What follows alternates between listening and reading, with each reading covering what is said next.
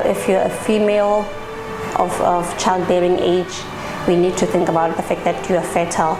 You can get pregnant, and it's not always the best thing to fall pregnant from a rape or an assault.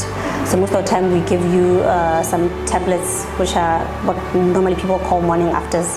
That's prevention tablets that are given after the act, because you know that tablets that are given when you prevent before the sexual act, but there are those specific ones that we give now after that sexual act, and it has to be within 72 hours of the assault to make sure that they actually work to prevent that pregnancy. It's just oral tablets that we give. The brands are normally different, so the dose also depends on which brand is available at the time. Then apart from pregnancy, we also look at the fact that we need to prevent HIV.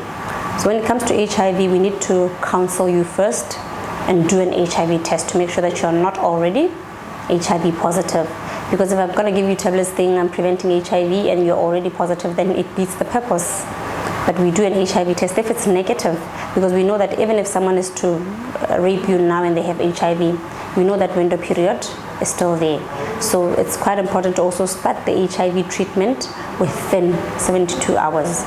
So currently we have the newer regimen, which is Truvada and dolutegravir, which we give to everyone who's a rape victim, because they take that for 30 days, and we know that it maximally prevents. It's not 100%, but it prevents maximally from someone to seroconvert and get HIV. So even if after we give you those tablets for that 30 days, we still continue monitoring you.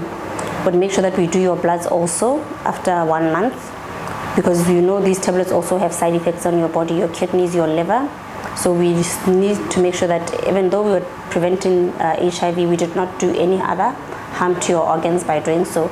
So we'll still test you at 1 month, we'll still test you at 3 months, we'll still test you at 6, and then we stop testing you after 12 months, just to make sure that we monitor you completely to make sure that you do not seroconvert. And then also afterwards, we need to look at all the other sexual transmitted illnesses. So most of the time we give the normal vaginal discharge syndrome medication to prevent. So those are also tablets that are just given once off. It's 3 different tablets that are in the market: azithromycin, flagyl, and ceftriaxone or cefixime, depending on which you have, the injection or the oral tablet. So those are the most important things that we need to give during that session. Counseling is also important. Counseling starts with that same examination. That's where you start the counseling. Then afterwards, that's when we can book you with a counselor to do continuous counseling. Because most of the time, you're still in shock, but there's still certain things that we still need to talk about and make sure that you're aware of at that present moment, and make sure that you're also fit enough to go home. Because you know, sometimes people feel suicidal after the act. So you need to make sure that by the time the person goes home, they're much, much better than when they walked in. So those are the most important things that you need to do on that examination. We know that there are a lot of stereotypes surrounding rape. There is still stigma surrounding rape. There are still barriers that people do face when they want to report incidents of rape. But with light to what I say, that you don't necessarily need to have a police report for you to access clinical services, but assessments will be made.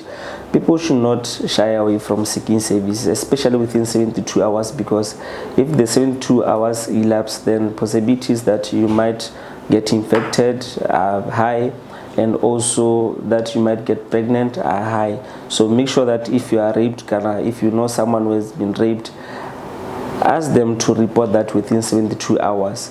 And they can report to us, because with us it won't take a long process for you to be able to access the services.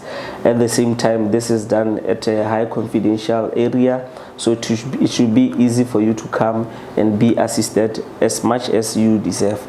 At the same time, we also encourage that even if you've not been able to report the case within 72 hours, you can also come through for psychosocial support if at all you are not coping with the incident that has happened. The question I always ask myself when I think of telling my parents is, am I willing to go through all these courts, everything? I don't think I want to do that. Honestly, I'm not willing to go through the trouble. I've been through so much in the past couple of years. I've drowned in depression for literally, I think, 5 years now. And it's only recently, after I had my second child, that everything just cleared up. I don't know what happened, I don't know what changed, but things got better. I stopped thinking about what men have done to me. I stopped thinking about what people have done to me. And I've been focusing on myself a lot. So having to bring this up again, it's a lot. I feel like it will take me back to that dark place I was in. Most of the time you find some of the rape cases are not solid. Simply because imagine if someone is raped yesterday, last night they take a bath. Literally everything is gone. All the evidence is gone. Even if you don't take a bath, you decide to sleep, you go into your clean sheets, you change into your night wear, you go into your clothes. It means some of the things that we could be able to pick up from the panties that you were wearing or the other clothes that you were wearing is now being swept away. That's why we always tell people that it's very important that when you've been raped or you've been assaulted anyhow, do not say, I want to go and take a bath, clean up anyway. Just go the way you are. Because when you go the way you are, that's where we're going to get a maximum evidence. Because the evidence is quite important. You'd find that most of the people become afraid, especially women. Women mostly are afraid. Sometimes they're raped by people that they know. That's what makes them even more scared. The fact that, okay, fine, I know this person, and if I report them, maybe there is someone who's violent, who will hurt me anyhow, who will kill me and stuff. Because some of these rape people actually even threaten. Someone will do an act. You know, rape is not only being done by people that you don't know. You can be raped by your own partner, you can be raped by your sibling, your step sibling, your uncle, your neighbor. So imagine if you're being raped by someone that you know who even threatens you afterwards, for if you dare report on me, I will kill you. That's one thing that keeps people at home. And some people keep at home because they're ashamed also. But regardless of however you feel, the most important thing is always to go to the police. Even if sometimes you feel the police are not going to help you, rather after that situation just go straight to the hospital. Because even if you go straight to the hospital, we'll make sure that we preserve the evidence, we call the police so that they can bring the kit and we can be able to do and collect everything in the hospital setting. And then at least afterwards you know that at least even if I go to the police, they delay anything, at least the evidence is kept safe.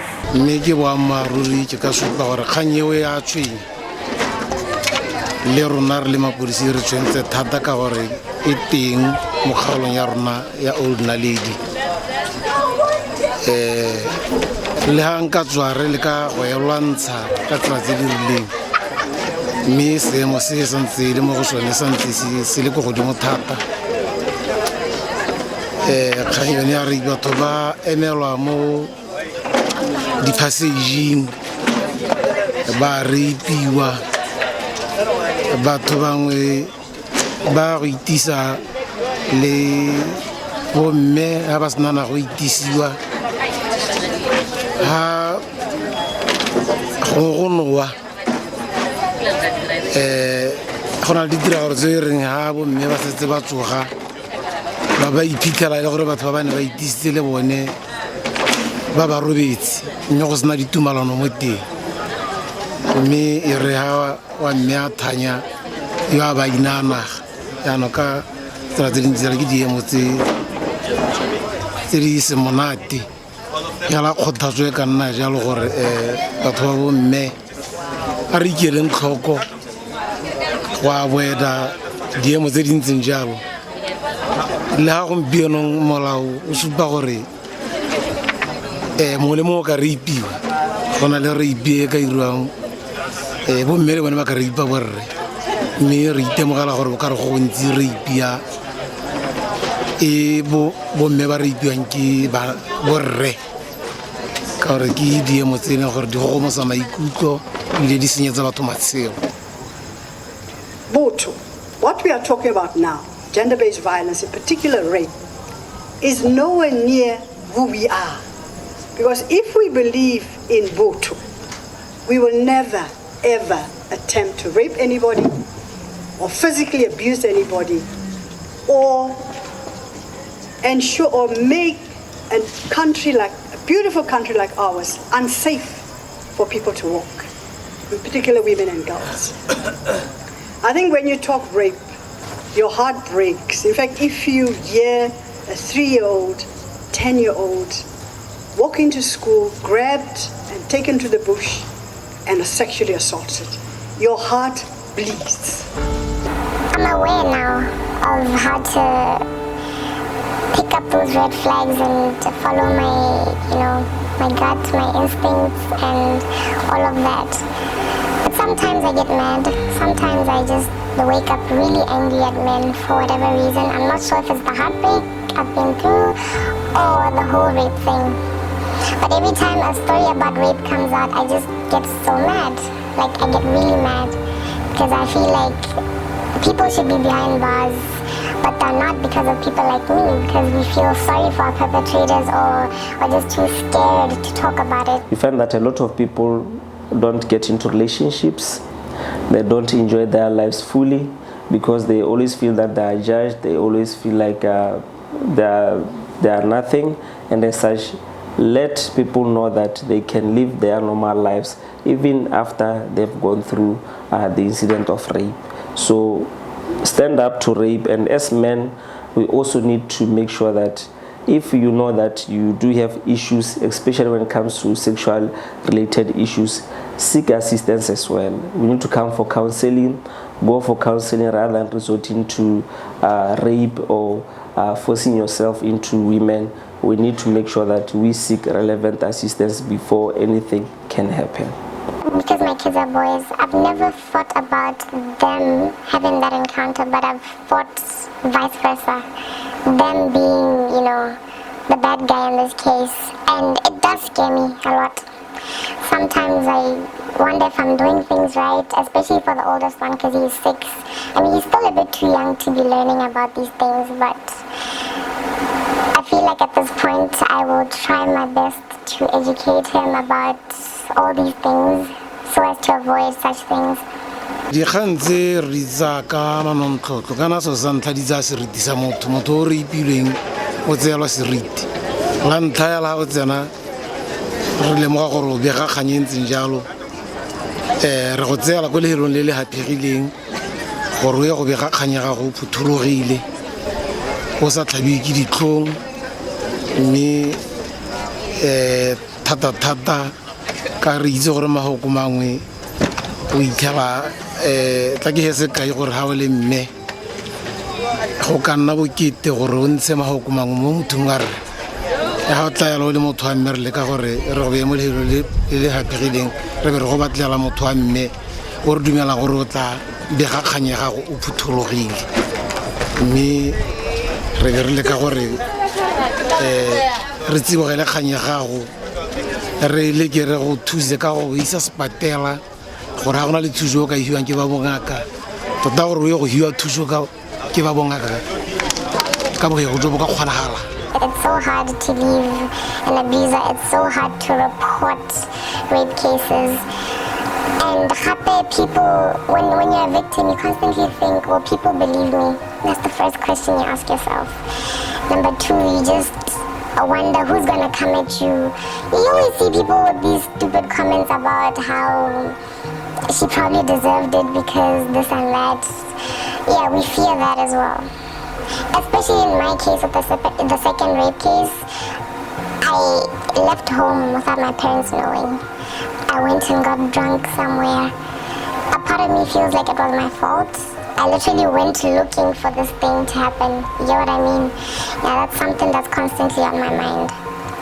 As a society, we need to get to a point where we protect each other. Most of the time, we get a lot of sexual assault cases even before the rape actually comes in. A friend, a family member, someone will be telling you, okay, either my colleagues keep saying these things to me, or my boyfriend doesn't get it when I say no, or my stepfather keeps looking at me funny. All those smaller things that people always say, sometimes you brush it off, but that's where sometimes all of this starts. Because like I'm telling you, rape is not always from someone who you've never seen or it's the first time you see them. Sometimes it's just within the household, within a work environment, within a school environment. So every time someone tells you some of those things, you need to take action at that time. Most of the time, someone is crying for help when they're saying that, and you don't get it, but it's a cry for help. So those small comments, always take them seriously, follow up on them. If you don't know what to do about it, also get someone who's older, someone in the medical profession, someone in the police force to actually give you advice as to, okay, fine, if someone says this is happening to them, what can we do? What action can we do before it gets to that rape stage?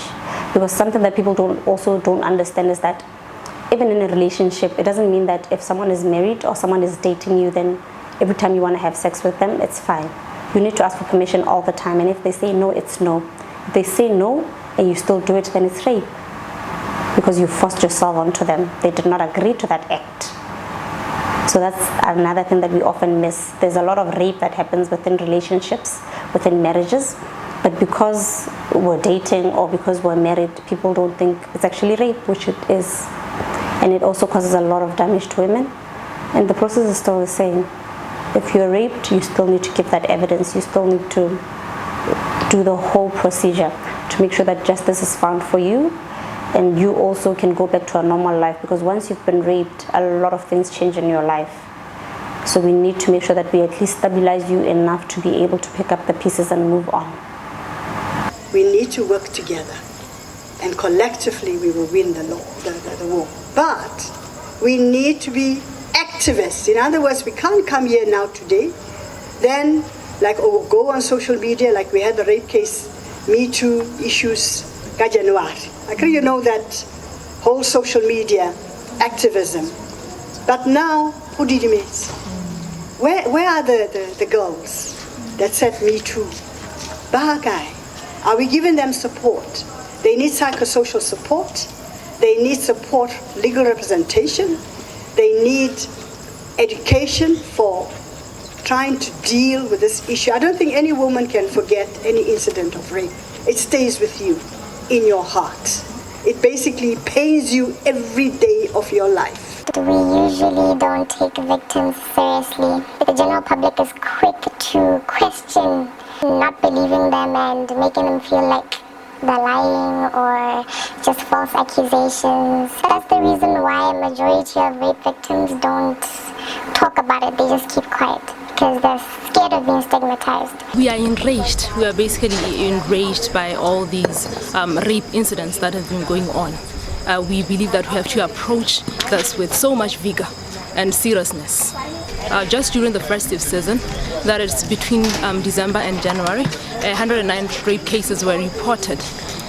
I would have reported while I had the chance, because to be quite frank, right now it's a bit too late, especially for the first one, because he's gone, he's not around anymore, he's passed on, and the second one I should have probably reported that same day when my friend was asking me to do it, but I had that whole fear. What I would have changed is the fact that I kept quiet. It still eats you up on the inside. You still wake up getting mad when you see a picture of this person. Because you're quiet, you get mad, you attack them, and now it becomes a case of you harassing the person because you're just quiet. Nobody knows why you're harassing this person, It's not wise to keep quiet. It really isn't.